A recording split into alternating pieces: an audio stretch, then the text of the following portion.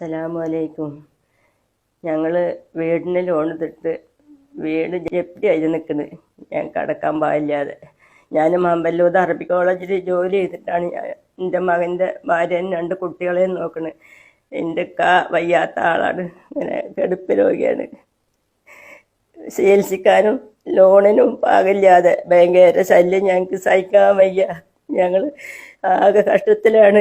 ഇവർക്ക് നമ്മൾ എന്തെങ്കിലുമൊക്കെ സഹായങ്ങൾ ചെയ്തു കൊടുക്കേണ്ട ഒരു ഫാമിലിയാണ്. ഇക്കയും എൻ്റെ അവസ്ഥകളൊക്കെ നിങ്ങളൊക്കെ മനസ്സിലാക്കിയതല്ലേ. എന്തെങ്കിലുമൊക്കെ സഹായത്തിന് അർഹതപ്പെട്ടൊരു ഫാമിലിയാണ്. കഴിയുന്ന ആളുകളൊക്കെ ഹെൽപ്പ് ചെയ്യണം. വളരെ എമർജൻസി ആയിട്ടാണ് ഇങ്ങനെ ഒരു വീഡിയോ ആയിട്ട് നിങ്ങളൊക്കെ മുമ്പിൽ വന്നിരിക്കുന്നത്.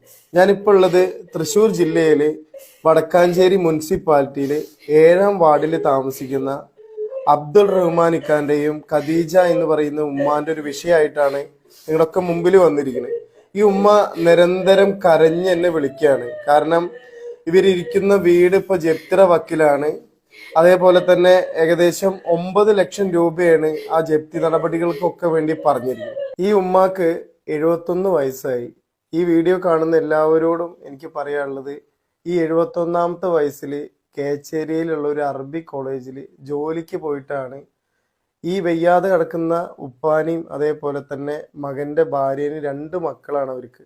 ഉമ്മ ജോലി ചെയ്ത് കിട്ടുന്ന തുച്ഛമായ ഒരു ശമ്പളം കൊണ്ടാണ് ഇതുവരെയൊക്കെ ഇവർ മുന്നോട്ട് പോയത്.